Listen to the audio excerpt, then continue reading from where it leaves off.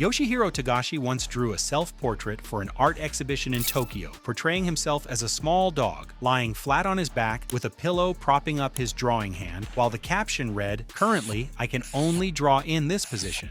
He also admitted in the statement that 2 weeks earlier, he couldn't even get into position to wipe himself after using the toilet and had to shower every time.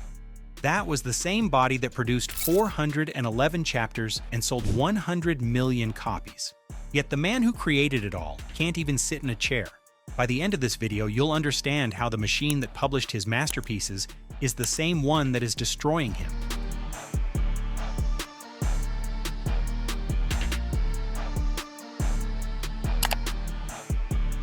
These days, manga are a global phenomenon. In the United States and France, for example, around 40% of total comic book sales in 2023 were from Japan. The machine works like this: 15 to 20 new pages every single week, no off-season. The average mangaka spends 12 to 16 hours a day hunched over a desk, inking, shading, scripting, and redrawing whatever the editor rejects. After sleep and basic necessities, that only leaves roughly 3 hours of free time across an entire week.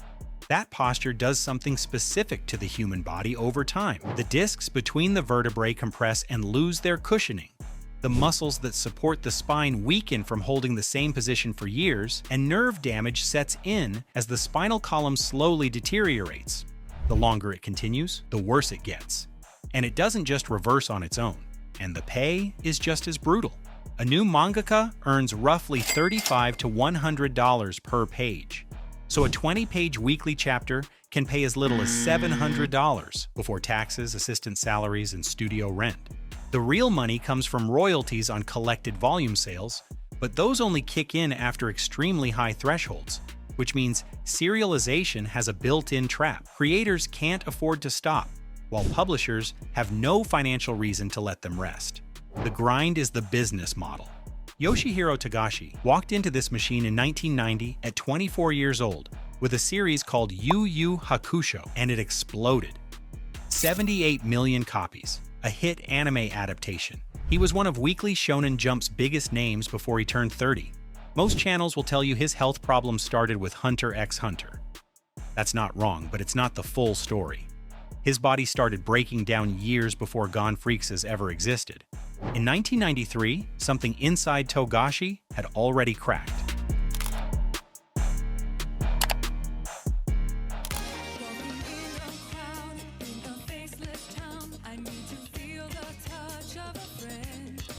By 1994, during the final stretch of Yu Yu Hakusho, Togashi was dealing with chest pains, disrupted sleep, and stress severe enough to affect his daily functioning. His body was already failing in his late 20s, and he wanted out. But the series was a blockbuster, and Weekly Shonen Jump needed it to keep running. And ending a hit series in Jump isn't a decision you get to make alone, so he had to force the ending on the editorial staff. He later wrote in the final volume that his stress levels had greatly surpassed his will to work, and named 3 reasons for walking away: his body, his thoughts about what it meant to draw manga, and his desire to do something other than work. The toll showed in his art.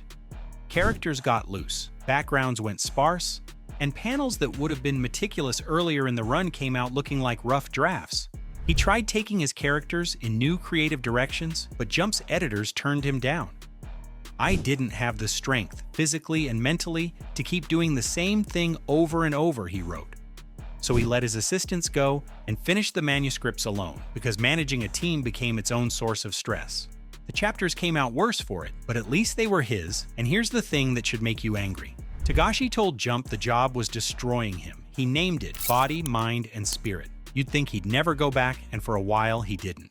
He later took on Level E, a smaller series that ran from 1995 to 1997 in the same magazine.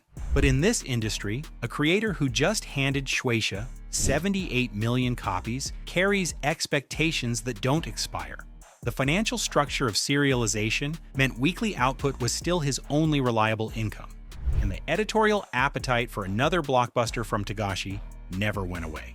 So in March 1998, 4 years after his body first broke, he was back in Weekly Shonen Jump with Hunter x Hunter, same magazine, same weekly schedule, Same chair that had already started destroying his spine. Jump didn't need to drag him back. It just made sure there was nowhere else to go for a creator like him.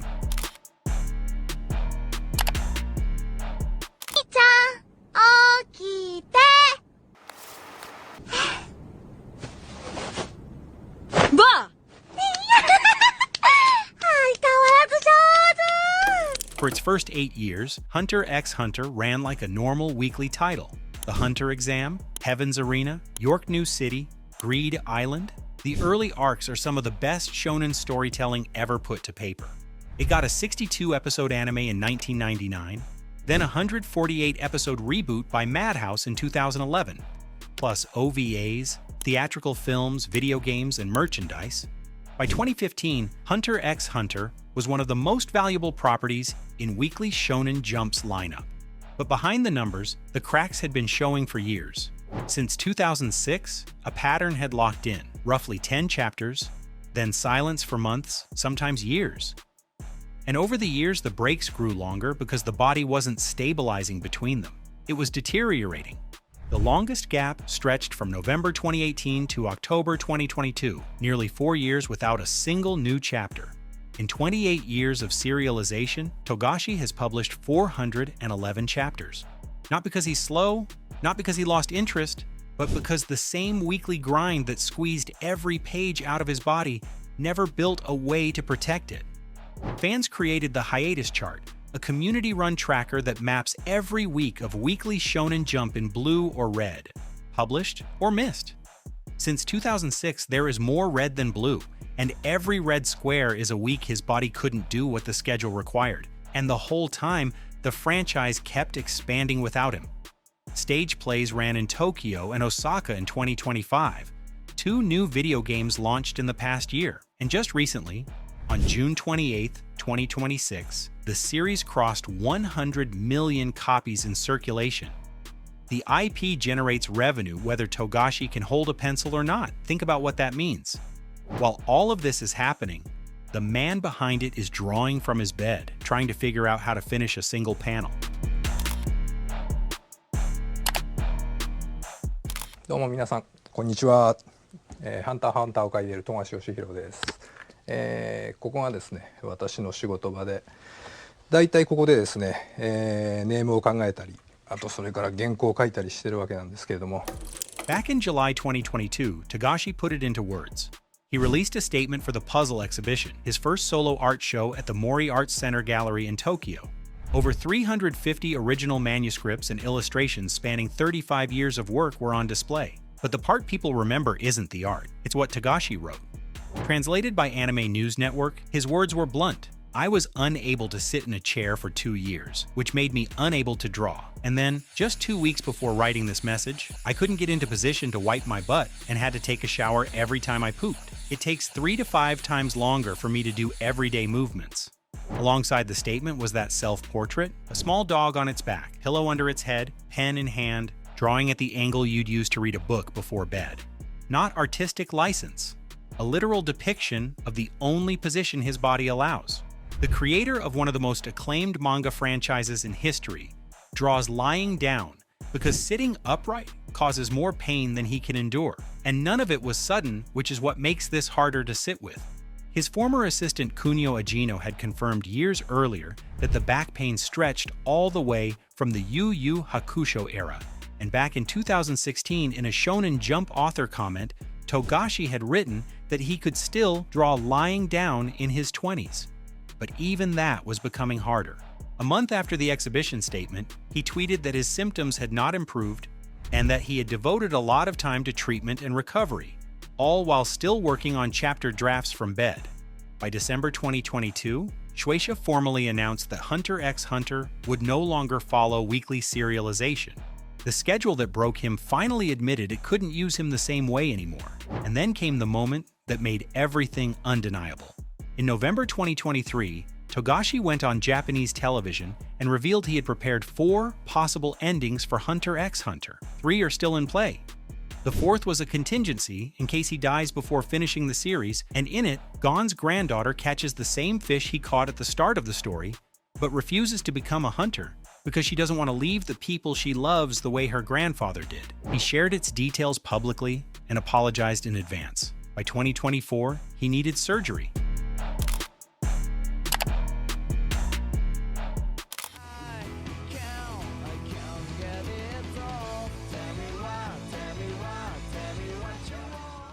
Togashi is not the only creator this industry has broken.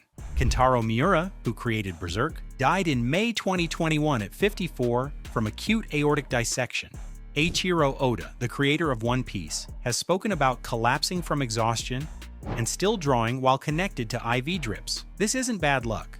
The weekly serialization model was never built to keep its creators alive long enough to finish their own stories.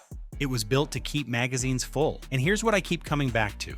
Hunter x Hunter hit 100 million copies recently. 2 new video games in the past year. Stage plays across 2 cities. And the man who created all of it went on national television to share a contingency ending in case the job kills him before he finishes his story. They found the budget for 2 video games and 3 stage productions, but never found a way to let one man draw at a pace his body could sustain. Yoshihiro Togashi didn't lose his ability to sit in a chair because he was careless. He lost it because weekly serialization treats human bodies as raw materials. And when those bodies break, the franchises just continue generating revenue without them. The industry found a man willing to break himself for his art, and it let him. Recently, chapter 411 published in Weekly Shonen Jump, Togashi came back, lying on his back. 20 chapters stockpiled and still going. Underneath all the hiatus x hiatus jokes and the memes, something heavier has always lived. People watch a creator they love deteriorate in public, and the humor is just a way to cope with a grief that hasn't fully arrived yet. After more than 30 years, Togashi is still drawing because the story matters more to him than his own comfort. The question is whether the industry that profits from his devotion will ever change enough to deserve it. And Togashi wasn't the only creator this machine nearly consumed, but that's a story for next time.